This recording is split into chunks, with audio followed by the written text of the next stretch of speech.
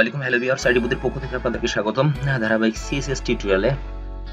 তো গত পর্বে আমরা ইনলাইন সিএসএস দেখছিলাম, আজকে দেখব যে ইন্টারনাল সিএসএস অর্থাৎ একই ফাইলের ভিতরে সিএসএস কিভাবে লেখা যায়। তো চলুন কথা না বলে কাজে চলে যাই। নোটপ্যাড আমাদের এখানে রেডি, চলুন কোডটা লিখে ফেলি। দেন কিছু টেক্সট এখানে লিখে আমরা দিস ইজ আইডিবুথ সেভ করলাম। রানে দেখে আসি কি অবস্থা। দেখুন স্বাভাবিক দেখাচ্ছে। তো গত পর্বে আমরা ইনলাইন সিএসএস লিখছিলাম অর্থাৎ হেড ট্যাগের ভিতরে স্টাইল নামক যে ট্যাগটা আছে HTML সেটাকে আমরা অ্যাট্রিবিউট হিসেবে ব্যবহার করছিলাম। তো আজকে আমরা মোস্ট ইম্পর্টেন্ট একটা বিষয় শিখবো, সেটা হচ্ছে ইনলাইন সিএসএস এবং সিলেক্টিং। তো এটা আমরা হেডের ভিতরেও করতে পারি, বডির ভিতরেও করতে পারি। তো বেসিক ওয়েতে আমরা হেডের ভিতরেই করব। যদিও এখানে একটা হেড মিস, তো হেড ট্যাগটা লিখে নেই। এখন হেড ট্যাগের ভিতরে জাস্ট যেখানে হেড ট্যাগটা শেষ হয়েছে এর উপরে আমরা এখানে লিখবো স্টাইল নামক যে HTML এর ট্যাগটা আছে সেটা ইউজ করব ইনলাইন সিএসএস এর ক্ষেত্রে। আমরা এটা হচ্ছে ইনলাইন সিএসএস এর স্টাইল ট্যাগ। দেন এর ভিতরে প্রপার্টিস এবং রুল এবং ডিক্লারেশন করব। তো গত পর্বে ইনলাইন সিএসএস আমরা বিগিনিং ট্যাগের ভিতরে লিখে দিয়েছিলাম, সেজন্য সিলেক্ট করার প্রয়োজন হয়নি। তো এখানে মনে করেন এইসন, দেন থাকতে পারে পি ট্যাগ। তো পি ট্যাগের ভিতরেও কিছু কোড থাকতে পারে এবং আরো দুই একটা আপনার এইসন থাকতে পারে আমাদের পেজে। তো আমরা এখানে কাকে কালার করব। তো পির ভিতরে মনে করুন এখানেও সে একই কথাই লিখে দিই আমি, দিস ইজ আইডিবুথ। তো এখন আমি চাচ্ছি এই সনকে কিছু ইফেক্ট দিতে সিএসএস এর। তো এই সন এখানে সিলেক্ট করতে হবে, ট্যাব দিয়ে নিই। তো ফার্স্টে আমরা লিখবো এইস1, যে ট্যাগকে সিলেক্ট করতে চাই সেই ট্যাগ। এখানকার আমরা এই সনকে সিলেক্ট করতে চাচ্ছি। দেন সেকেন্ড ব্র্যাকেট শেষ করলাম, নিচে নামিয়ে দিয়ে যাতে বুঝতে সুবিধা হয়। এখন এর ভিতরে আমি প্রপার্টিস গুলো লিখবো, সিএসএস এর যে প্রপার্টিস গুলো আছে। তো আমি চাচ্ছি এই সনের কালার রেড হবে। তো এরপরে লিখতে হবে কালার, দেন সেমিকোলন এবং কালারটা একটা প্রপার্টিস আমরা ইনলাইন সিএসএস এর ক্ষেত্রে দেখছিলাম। এখন এটার ভ্যালু রেড, সেমিকোলন দিয়ে শেষ করে দিলাম। 2, আমি এখানে পির আরেকটা কালার দিতে চাচ্ছি।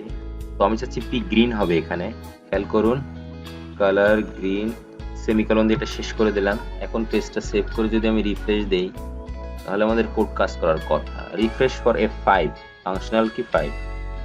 খেয়াল করুন এখানে দিস ইজ আইডিবুথ, এটা রেড এবং পি এটা দেখাচ্ছি গ্রিন। আমি এখানে দেখুন ইনলাইন সিএসএস এর ক্ষেত্রে এটা লিখছিলাম। তো আমরা হেড ট্যাগের ভিতরে এটা লিখছি। চলুন এটাকে দেখি বডির ভিতরে কাজ করে কিনা। কাট করলাম, বডির শেষে এখানে লিখে দেই কন্ট্রোল ভি, দেন সেভ। অথবা কন্ট্রোল স্পেস করে আপনি সেভ করতে পারেন।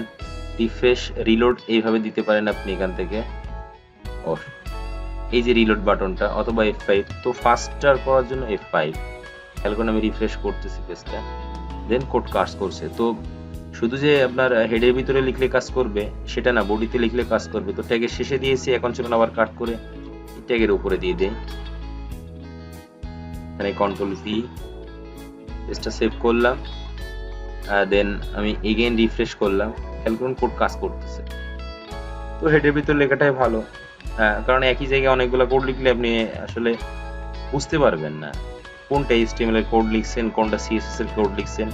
এই সেপারেশনটা করতে হলে এটা করা ভালো। আর 2 হচ্ছে এটা পরবর্তীতে অনেক কাজ আছে, তো সেটা পরে দেখবো। আগে চলুন সিলেক্টটা দেখে নিই। এখানে যে H1 এটাকে আমি সিলেক্ট করছি, দেন সেকেন্ড ব্র্যাকেট ইউজ করছি, তারপরে কালার রেড। তো কালারটা প্রপার্টার সেমিকোলন অ্যাজ লাইক, ঠিক সরি কোলন, এটা আমরা ইনলাইন সিএসএস এর ভিতরে করছিলাম। এবং এই কালার, এই প্রপার্টার্স নামক, এই কালার নামক যে প্রপার্টার্সটা আছে এটার ভ্যালু এখানে বসাইছি, দেন সেকেন্ড ব্র্যাকেট দিয়ে এটা শেষ করছি, তারপরে এটা এখানে শেষ করছি। তো এই জিনিসগুলো, এটা হচ্ছে টোটালটাই রুল ডিক্লারেশন করা পুরোটাই। তো এই রুলটা আপনাকে খুব ভালোভাবে আয়ত্ত করতে পারে। আর জাস্ট এই সিলেক্ট করাটা যদি আপনি শিখতে পারেন খুব ভালোভাবে, এটা তো আমরা একটাকে সিলেক্ট করছি। তো সিলেক্ট ক্লাসে আমি টোটাল ডিটেলসটা দেখাবো। আপনার বিভিন্ন ধরনের সিলেক্টর আছে, যেমন হচ্ছে আপনার ইউনিভার্সাল সিলেক্টর, টোটাল ডকুমেন্ট, যতগুলো ডকুমেন্ট আছে টোটাল ডকুমেন্টটা আপনি কিভাবে সিলেক্ট করবেন। তো এটা ধারাবাহিকভাবে আমরা আস্তে আস্তে দেখি, যখন যে টিউটোরিয়ালটা আসে তখন সেটাই শিখি। তাহলে স্টেপ বাই স্টেপ এবং বেসিক লেভেল থেকে গেলে ভোলাই যাবে না। এখন আপনি যদি আমাদের অ্যাডজয়েন্ট সিলেক্টর দেখায় এখানেই একই সাথে, আপনাকে যদি মনে করেন H1 এবং P কে একই সাথে সিলেক্ট করে এখানে দেখায়, মাথার ভিতরে ঘোলায় যাবে। বাট যদি এভাবে সেপারেটলি দেখায় আপনি বুঝতে পারবেন। তো এটা হচ্ছে ইনলাইন সিএসএস ট্যাগের ইন্টারনাল শিখছিলাম আমরা। আর নেক্সট পরবর্তী পরে আমরা এক্সটার্নাল দেখবো এবং ওইখানে আমরা কাজ করব বেসিক্যালি। কারণ কি একই ডকুমেন্টের ভিতরে এই ফাইলটা দেখবেন এক্সটেনশন এইচটিএমএল, এইভাবে আপনার অনেক কোড থাকে এবং সব যদি আপনার এইচটিএমএল এবং সিএসএস দুইটা যদি একই ফাইলের ভিতরে থাকে তো হিজিবিজি হয়ে যাবে। এই জন্য আমরা এক্সটার্নাল ফাইল সিএসএস জন্য টোটালি সেপারেট একটা ফাইল তৈরি করব এবং সেটাকে এখানে কল করব, সেটাই বেটার হয়। তো প্র্যাকটিস করবেন। আর অন্য ট্যাগ নিয়ে আমি একটা দুইটা দেখালাম, জাস্ট কনসেপ্টটা ক্লিয়ার করে দিলাম। আপনারা আশা করি হয়তো আপনারা বুঝতে পারছেন।